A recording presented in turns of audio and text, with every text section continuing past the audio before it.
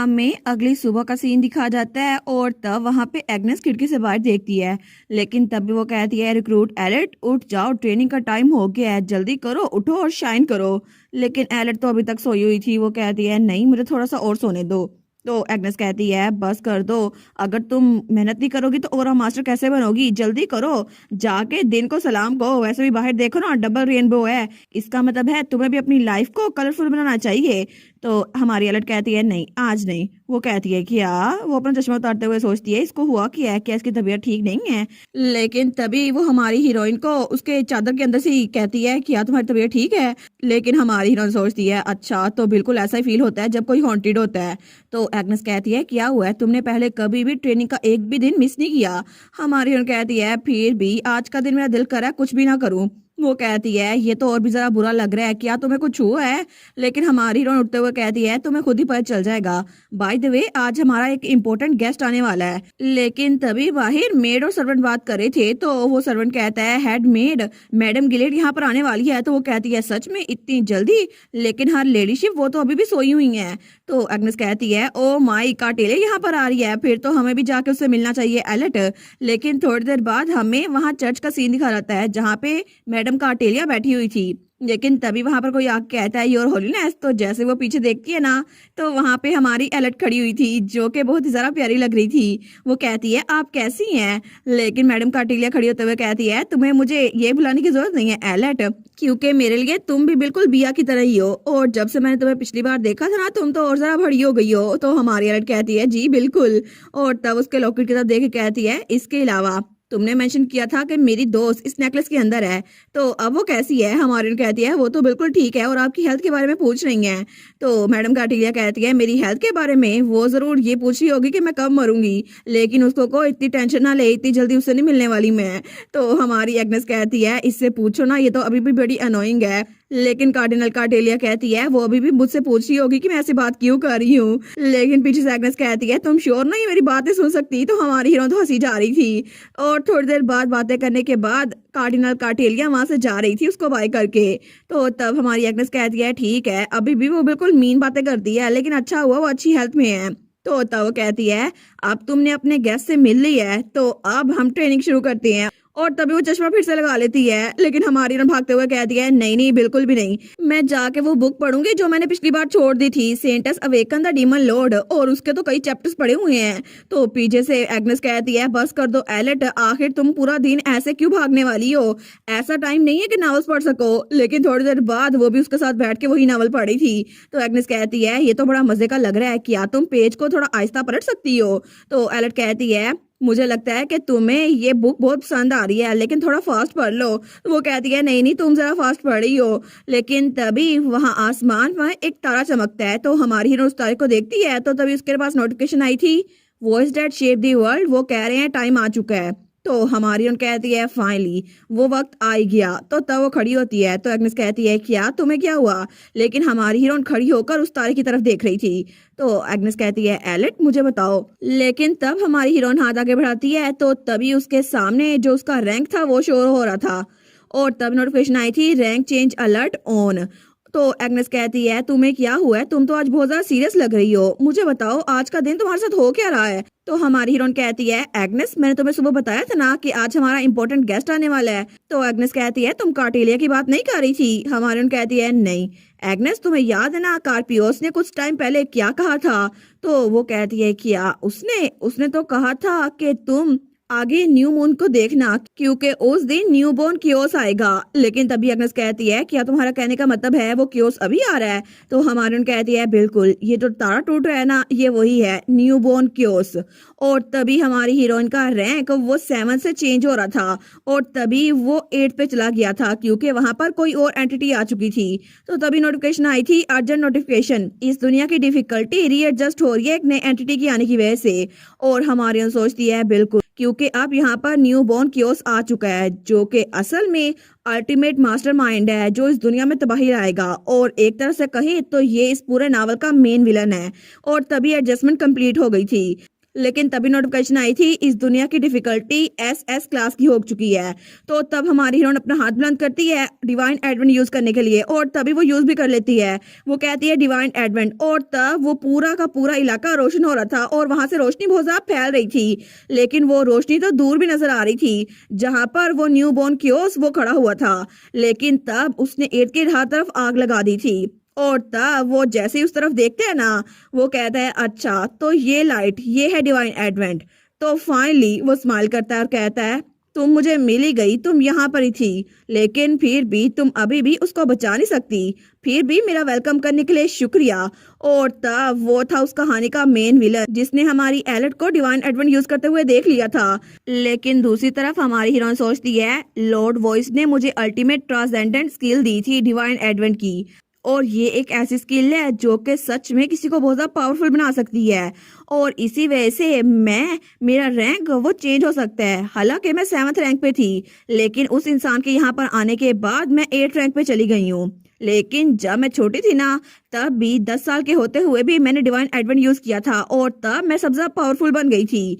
लेकिन इसी वजह से अब मैं देखना चाहती हूँ मैं कितनी पावरफुल बन चुकी हूँ। और तब उसकी आंखों और बालों का कलर चेंज हो गया था और तभी उसका रैंक वो भी रीएडजस्ट हो रहा था क्योंकि उसने डिवाइन एडवेंट यूज किया था और वो 6th रैंक पर पहुंच चुकी थी लेकिन फिर वो 3rd रैंक पे पहुंच चुकी थी। तो एग्नेस कहती है एलेट तुम क्या कर रही हो, आखिर तुम इतनी रेकलेस कैसे हो सकती हो, होली फीवर के बारे में क्या, यहाँ पे तो कोई दुश्मन भी नहीं है।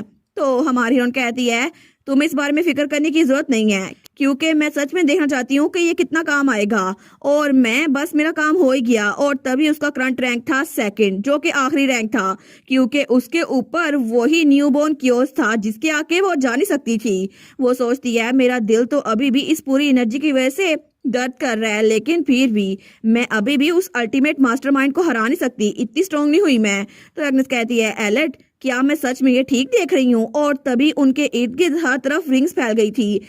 तो एग्नेस कहती है आसमान तो बिल्कुल बैकवर्ड चल रहा है लेकिन ये कैसे हो गया। तो तभी वहां पर सिस्टम एरर आ रहा था, नोटिफिकेशन आई थी voice that shape the world. वो कह रहे हैं कि सिस्टम वो टेम्परेरी ऑफलाइन हो रहा है। तो हमारी हीरोइन उस नोटिफिकेशन को देखती है तो आगे आया था प्लीज वेट करे जब तक सिस्टम रिस्टोर ना हो जाए। तो हमारी हीरोइन कहती है एग्नेस मैंने तुम्हें जिस बारे में बताया था ना वही होने वाला है, यहाँ पर बहुत ज्यादा अजीब चीजें होने वाली हैं क्योंकि दुनिया आउट ऑफ ऑर्डर हो चुकी है। तो एग्नेस कहती है आउट ऑफ ऑर्डर, भला इसका क्या मतलब हुआ। लेकिन हमारी उन कहती है तुमने मुझसे पूछा था कि मैं थेस्लेट की इतनी फिक्र क्यों करती हूँ, असल में मुझे तुम्हें कुछ बताना था एग्नेस, वो एक रिटर्निंग है क्योंकि वो इस वर्ल्ड का मेन कैरेक्टर है। तो एग्नेस कहती है कि यार रिटर्निंग मेन कैरेक्टर, मुझे समझ नहीं आ रही। तो हमारी उन कहती है ये समझाना इतना भी आसान नहीं होगा, वैसे भी हमारे पास ज्यादा टाइम नहीं बचा क्योंकि एक बार ये रोशनी खत्म हो गई तो फिर से ये दुनिया रीस्टार्ट हो जाएगी और इस तरह ये दुनिया आउट ऑफ ऑर्डर हो चुकी है। तो अब उसके लिए लौटना नामुमकिन हो जाएगा क्योंकि मेन कैरेक्टर मर चुका है। लेकिन तभी वहां पर जैसे शीशे में दरारें पड़ती है ना वैसे ही वहां पर क्रैक पड़ रहे थे और तब एग्नेस भी हैरान थी। लेकिन हमारी हीरोइन भी वहां पर देखती है तो वो दरारें कुछ ज्यादा ही पड़ रही थी और तभी अचानक से वहां पे जैसे सब कुछ धुंधला जाता है। लेकिन थोड़ी देर बाद ही एग्नेस जब सामने देखती है तो फिर से वो खिड़की के बाहर देख रही थी। तो वो पीछे मुड़ करके कहती है एलेट ये क्या हुआ। तो एलेट वहीं पर थी अपने बेड पर सुबह की तरह। वो कहती है एग्नेस, तो तब एग्नेस तो बड़ी हैरान थी, वो कहती है हुआ क्या है। लेकिन बाहर से फिर से वही सुबह वाली आवाजें आ रही थी, हेडमेट आपको पता है मैडम गिलेड यहाँ पर आ रही हैं। तो वो कहती है सच में, लेकिन हर लेडीशिप तो अभी बेड में है। दूसरी कहती है जल्दी करो हमें उनको जाकर ड्रेसअप करवाना पड़ेगा। लेकिन हमारी एग्नेस तो बिल्कुल कंफ्यूज थी। वो कहती है बाहर भी डबल रेनबो है, आखिर ये कैसे हो गया। ये तो बिल्कुल वैसा है जैसे सुबह स्टार्ट की थी हमने, क्या हम कल में वापस आ गए हैं। हमारी उन कहती है रोल बैक वो शुरू हो चुका है, ये दुनिया एक दिन वापस चली गई है क्योंकि मेन कैरेक्टर वो जिंदा नहीं है और अगर मेन कैरेक्टर जिसने टाइम में वापस जाना था वही मर गया तो दुनिया ही टाइम में वापस जाएगी। तो तब एग्नेस तो बड़ी हैरान थी। वो कहती है मुझे कोई आइडिया नहीं है ये मेन कैरेक्टर है क्या, लेकिन आखिर उसके मरने से यूनिवर्स को क्या फर्क पड़ेगा। हमारी उन कहती है फर्क पड़ेगा क्योंकि गॉड ने पहले ही इस दुनिया को अबंडन कर दिया था। लेकिन इस दुनिया के जिंदा रहने की सिर्फ एक ही वजह थी कि यहाँ पर एक कैरेक्टर जो कि हमेशा सफर करता रहेगा और दुनिया को बचाता रहेगा। इसी वजह से दुनिया ने अपने आप को मना कर दिया खत्म होने से और वो कैरेक्टर कोई और नहीं थेस्लेट ही है जो कि इस कहानी का मेन कैरेक्टर है। तो एग्नेस कहती है मेन कैरेक्टर ये मेन कैरेक्टर वो, आखिर मुझे बताओ कि थेस्लेट को मारा किसने था, क्या वो? तो हमारन कहती है बिल्कुल ये वही था, न्यूबॉर्न कियोस, जो कार्पियोस ने मेंशन किया था। तो एग्नेस कहती है ऐसा लगता है कि कार्पियोस जैसा डीमन लॉर्ड भी उसको अच्छा समझता है, तो इसका मतलब है कि वो बहुत ज्यादा पावरफुल डीमन होगा। लेकिन हमारी हीरोइन खिड़की के पर्दे पीछे करते हुए कहती है नहीं, वो कोई डीमन नहीं है, वो भी एक इंसान है बिल्कुल हमारी तरह। तो एग्नेस कहती है क्या एक इंसान? हमारा कहती है बिल्कुल, उसके पास डीमन गॉड की पावर है लेकिन वो सिर्फ एक इंसान है और उसका मकसद सिर्फ एक ही है, दुनिया में तबाही लाना, और वो इतना पावरफुल है कि ये कर सकता है।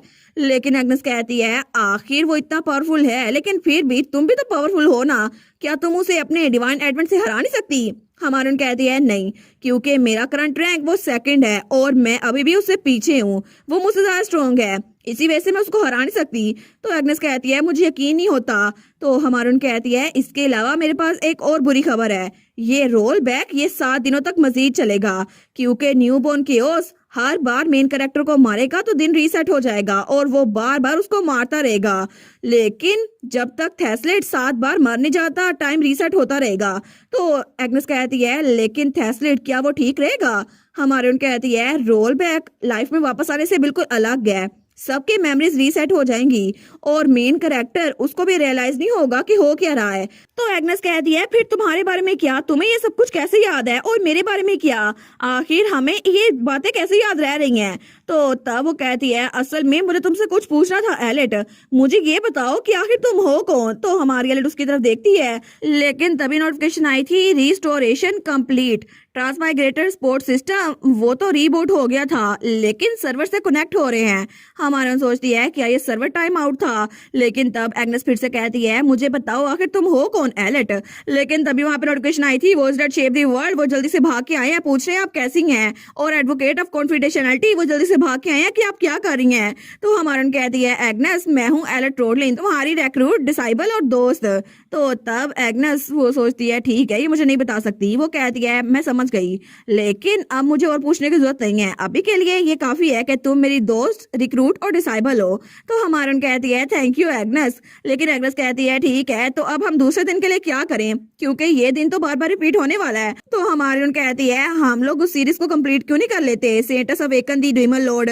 तो वो कहती है बिल्कुल वंडरफुल आइडिया है, लेकिन तभी दूसरी तरफ हमें वेटिकन सिटी दिखाई जाती है जहाँ पर थेस्लेट था, लेकिन तब वो सोया हुआ था और तभी अचानक से उसकी आंख खुलती है तो वो डर के उठता है, वो कहता है क्या ये क्या था, उसको तो कुछ समझ नहीं आ रही थी लेकिन उसका हाथ कांप रहा था। वो सोचता है मैं कांप क्यों रहा हूँ, मुझे इतना डरा हुआ महसूस क्यों हो रहा है, और तभी उसे कुछ ख्याल आता है जब उसके सामने कोई कहता है तो आखिर तुम मुझसे भीख नहीं मांगोगे है ना कि मैं तुम्हें बख्श दूं। तो थेस्लेट तो बहुत ज्यादा हैरान था, वो सोचता है ये क्या था, क्या ये कोई डरावना ख्वाब था, लेकिन वो आदमी था कौन जिसके काले बाल और रेड आईज थी, आखिर वो इंसान था कौन? लेकिन तब अगली बार फिर से उसके साथ यही होता है और अगले लूप में भी वो ऐसे उठता है, तो वो तब भी डरा हुआ था, वो सोचता है कुछ तो ठीक नहीं है, मुझे लगता है कि ये बार बार मेरे साथ हो रहा है। और तब फिर से उसे उस इंसान की याद आती है जो कहता है मुझे पता था तुम बेवकूफ हो, और तब तीसरी बार चौथी बार हर बार उसके साथ यही होता है, लेकिन तब तो वो बहुत ज्यादा डर गया था, वो सोचता है क्या मैं हेलुसिनेट कर रहा हूँ, वो बार बार मुझे मार रहा है लेकिन पता नहीं वो है कौन, लेकिन मुझे समझ नहीं आ रहा, ये तो बिल्कुल डेजावू की तरह लग रहा है। लेकिन 6वीं बार भी उसको यही महसूस हुआ था, मैं तुम्हें मार दूंगा लेकिन तुम्हें अपनी मौत कभी कभार याद आ जाया करेगी। तो थेस्लेट 7वीं बार तो बहुत ज्यादा डरा हुआ था, वो अपने हाथों को देखता है, वो सोचता है मैं सच में पता नहीं कर सकता ये है क्या, लेकिन तब अपना सर पकड़ते हुए सोचता है मुझे सच में समझ नहीं आ रही, ये तो बिल्कुल डेजावू की तरह है, हालांकि मैं किससे हेल्प भी नहीं मांग सकता, लेकिन नहीं मेरी सैल्वेशन एलेट वो यहाँ पर नहीं है। और तभी उसके पास फूल पड़े हुए थे जो कि पिंक कलर के थे, तो वो सोचता है अगर एलेट यहाँ पर होती तो शायद वो मेरी हेल्प कर पाती, लेकिन इस वक्त एलेट भी यहाँ पर नहीं है। और तब हमें 7वें दिन हमारी एलेट दिखा जाती है जो कि वहां पर बेड पे लेट जाती है क्योंकि वो ट्रेनिंग कर करके थक गई थी, वो कहती है अब तो मैं पूरी तौर पे थक गई हूँ। तो एग्नेस कहती है तुम अपने आप को कुछ ज्यादा ही पुश कर रही हो, मुझे लगता है तुम्हें ब्रेक ले लेनी चाहिए। वो कहती है पता है मुझे, लेकिन फिर भी 7 दिनों से मैं मुसलसल ब्रेक पे ही तो थी और इसके अलावा मैं अभी तक ओरा मास्टर नहीं बनी। तो एग्नेस कहती है ठीक है अब इतनी जल्दबाज भी मत बनो, जल्दबाजी में अक्सर बड़ी मुश्किलात आती हैं। तो अलर्ट कहती है फिर भी, लेकिन तब वो उधर देखती है तो उसे याद आता है कि उसके पास तो वीआईपी टिकट्स भी थी। तो तभी वो अपने बैग के पास आती है और उन टिकट्स को ढूंढती है, लेकिन तभी उसको वो वाउचर मिल भी गए थे। वो सोचती है उन्होंने कहा था कि ये कूपन्स मुझे बिग अपडेट के बाद यूज करने को मिलेंगे, लेकिन क्या पता कि कल वो बिग अपडेट हो जाए, क्योंकि आज 7वीं बार आखिरी बारी थी। लेकिन वो सोचती है फिर तो मैं अच्छी से ओरा मास्टर भी बन सकती हूँ ना, क्या पता उन वीआईपी शॉप पे कोई एक्स्ट्रा चीज हो। लेकिन तब एग्नेस कहती है एलेट अब तुम्हें सोचना चाहिए, तुम्हें कल के लिए थोड़ा आराम करना चाहिए। वो कहती है ठीक है एग्नेस। तो वो सोचती है आई गेस मुझे जल्दी पता चल जाएगा वीआईपी शॉप में क्या है। आई होप कि वो कोई बहुत ज्यादा अच्छी चीज बेचे। और तब रात को वो सो गई थी, लेकिन तभी हमें अगली सुबह का सीन दिखा जाता है। तो तब जैसे वो सोई हुई थी ना, उसके सामने कोई नोटिफिकेशन जगमगा रही थी। तो वो कहती है इतना ब्राइट क्यों है ये। लेकिन तभी नोटिफिकेशन आई थी transmigrator support system second big update नए कंटेंट की अब अवेलेबल है। तो वो उठ के बैठ जाती है। वो कहती है सच्ची अपडेट यहाँ पर आ गई। लेकिन तभी वो उसको चेक करने लगती है। वो सोचती है पता नहीं इस बार क्या नया होगा, बड़ा मजा आएगा। लेकिन तभी उसके सामने न्यू आइटम था, violence filter 99,000 cash per month. वो सोचती है ये तो मुझे ट्यूटोरियल पीरियड में फ्री में मिला हुआ था, जिसकी वजह से मुझे कभी भी अगर कोई मॉन्स्टर भी नजर आ जाए तो मैं शौक में नहीं होती थी। लेकिन लगता है अब इसको खरीदना पड़ेगा। ऐसा लगता है कि बिजनेस डिपार्टमेंट अच्छा काम कर रहा है। लेकिन तभी उसको बाय कर लेती है। वो सोचती है इस एसएस क्लास के यूनिवर्स में ये तो बिल्कुल ठीक रहेगा। लेकिन उसके अलावा और भी अपडेट थी। वो कहती है अच्छा एक और अपडेट है, ये क्या है। लेकिन तभी वहां पे नोटिफिकेशन आई थी चैट अपडेट। अब एक चैट फंक्शन ऐड हो गया है, जिसकी वजह से बहुत सारे ट्रांसमाइग्रेटर जो कि किसी और दुनिया में हैं वो नए दोस्त बना सकते हैं और बाकी ट्रांसमाइग्रेटर से बात कर सकते हैं। तो हमारी हीरोइन तो बड़ी हैरान थी। वो कहती है चैट, इसका मतलब है मैं बाकी ट्रांसमाइग्रेटर से बात कर सकती हूँ, लेकिन इसका मतलब है मुझे अकेले रहना पड़ेगा। तो वो उसको चूज कर लेती है। लेकिन तभी वो नोटिफिकेशन गायब हो रही थी। लेकिन तभी नोटिफिकेशन आई थी एंटरिंग द ट्रांसमाइग्रेटर कम्युनिटी चैट। तो वो बड़ी खुश हो गई थी। वो सोचती है कि यार इतनी जल्दी, लेकिन अभी मैं रेडी नहीं हूँ, पता नहीं मैं बाकी लोगों से क्या बात करूंगी और सबकी जिंदगी कैसे चल रही है। मैं तो बहुत ज्यादा स्ट्रॉन्ग बन चुकी हूँ, लेकिन बाकी के लोग जो ट्रांसमाइग्रेट हुए ना, उनकी जिंदगी कैसी होगी। और तभी वो चैट में एंटर हो चुकी थी। और इसी के साथ ये वाला पार्ट यहीं पर ख़त्म। तो आप लोग बताइएगा आप लोग को ये पार्ट कैसा लगा, और वीडियो को लाइक और चैनल को सब्सक्राइब लाजमी कीजिएगा। बाकी वीडियोस का लिंक भी स्क्रीन पर नज़र आ रहा होगा, तो काइंडली उनको भी चेकआउट कर लें। और thank you so much for watching my videos. Stay safe, bye bye.